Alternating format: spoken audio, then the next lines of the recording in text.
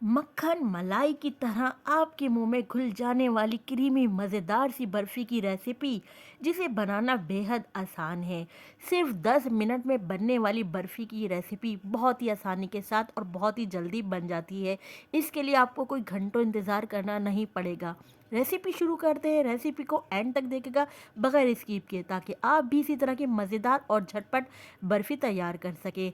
और ये खाने में इतनी मज़ेदार होती है ना कि कोई बंदा जज नहीं कर सकेगा कि घर घर में बनाई है बर्फ़ी या बाज़ार से मंगवाई गई है।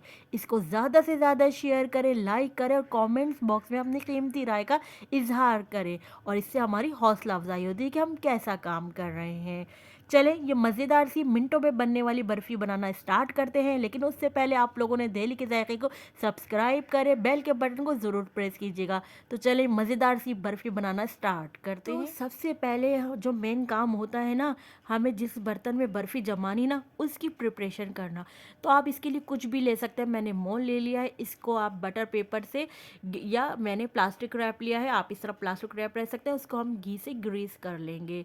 तो आपने कोई भी प्लास्टिक बॉक्स या कंटेनर या प्लेट कुछ भी ले सकते हैं, क्योंकि हमें सिर्फ बर्फ़ी को जमाना है। अच्छा, प्लास्टिक रैप इसलिए कर रहे हैं ताकि वो इजीली बाहर आ जाए बर्फ़ी। उसके बाद हमने कटे हुए पिस्ते बादाम ले लिए हैं, इसको हम हर तरफ इस तरह पिस्ते बादाम को हम इसमें बिछा देंगे अच्छी तरह। ये देखिए, सब इस तरफ हमने अच्छी तरह पिस्ते बादाम इसमें डाल दिए हैं। एकदम सॉफ्ट, रसीली और आपके मुंह में घुल जाने वाली बर्फ़ी बनाने के लिए सबसे पहले हमने आधा कप चीनी ली है। हमने ये 1 कप और वो आधा कप, टोटल हम इसमें 1.5 कप मिल्क पाउडर यूज़ कर रहे हैं। आप किसी भी ब्रांड का ले सकते हैं, बस टी वाइटनर ना हो। 3/4 हमने मिल्क दूध लिया है, यानी ये आपको 1 कप का मेजरमेंट नज़र आ रहा है, लेकिन हमने 3/4 लिया। और 2 टेबल स्पून हमने घी के लिए हैं, और थोड़े से हमने इसमें हाफ़ टी स्पून पिसी हुई इलायची ली है। सबसे पहले पतीली में हमने दूध शामिल कर देना है। दूध शामिल करने के बाद अब हमने इसमें घी शामिल कर देना है। घी शामिल कर लेंगे अच्छी तरह, दूध और घी को हम अच्छी तरह मिक्स करेंगे इसमें। जैसे ही हमारा दूध घी मिक्स होगा, फिर हमने इसमें चीनी शामिल कर देनी है। अब चीनी, घी और दूध को हमने मिक्स करना है अच्छी तरह। उसके बाद अब हमने इसमें खुशबू के लिए शामिल कर देंगे पिसी हुई इलायची। इलायची पाउडर हमने इसमें शामिल कर दिया। अगर आपके पास इलायची पाउडर नहीं है तो आप इसमें साबुत इलायची भी शामिल कर सकते हैं। हमने सिर्फ खुशबू देनी है। खुशबू के लिए आप चाहे तो इसमें वनीला एसेंस की फ्यू ड्रॉप्स भी शामिल कर सकते हैं, और चाहे तो आपके पास केवड़ा हो तो आप केवड़ा वाटर भी शामिल कर सकते हैं।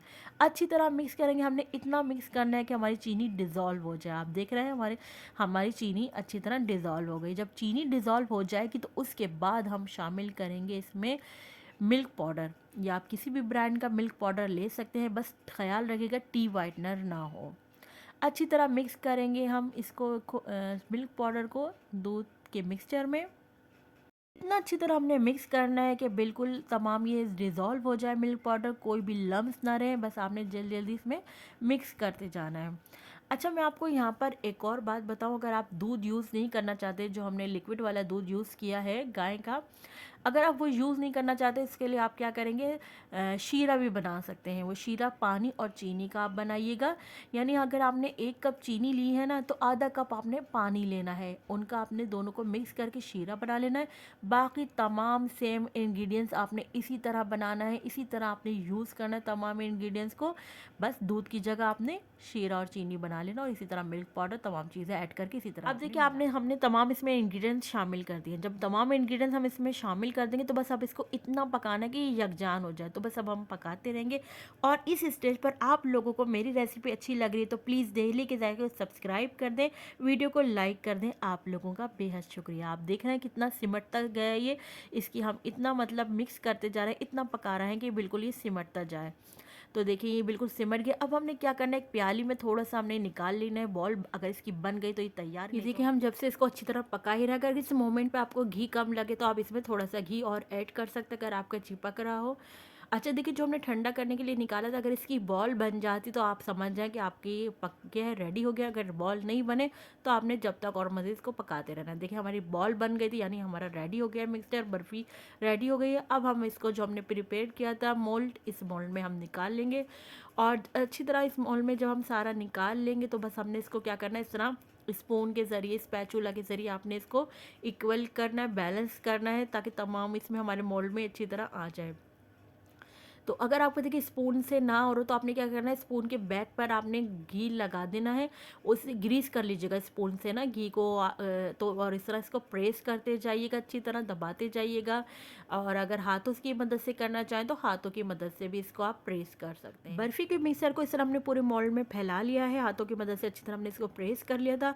अब हमने इसको क्या करना है, 2 घंटे के लिए यहीं काउंटर पर सेट होने के लिए छोड़ देंगे।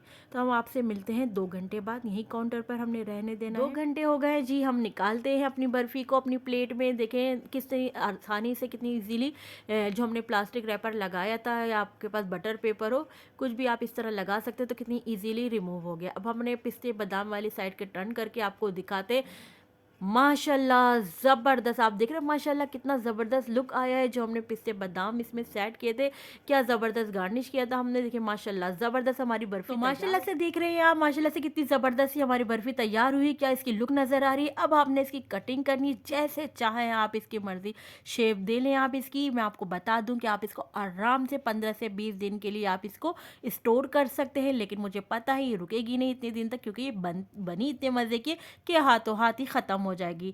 तो माशाल्लाह देखिए हमारी कितनी दानेदार बर्फ़ी बनी है, एकदम आपके मुंह में घुलती जाएगी। रेसिपी बनाएं और अपना फीडबैक दें। अगर आपको मेरी रेसिपीज़ अच्छी लग रही हैं तो रेसिपी को लाइक ज़रूर किया करें और दिल्ली के जायके को सब्सक्राइब करें। चलती हूँ इसी तरह आप लोगों के लिए मज़े मज़े की यमी यमी रेसिपी लाऊंगा, लेकर आती रहूँगी। जब तक के लिए मुझे समरीन अकमल को दिल्ली के जायके से इजाज़त दीजिए। अल्लाह हाफिज़।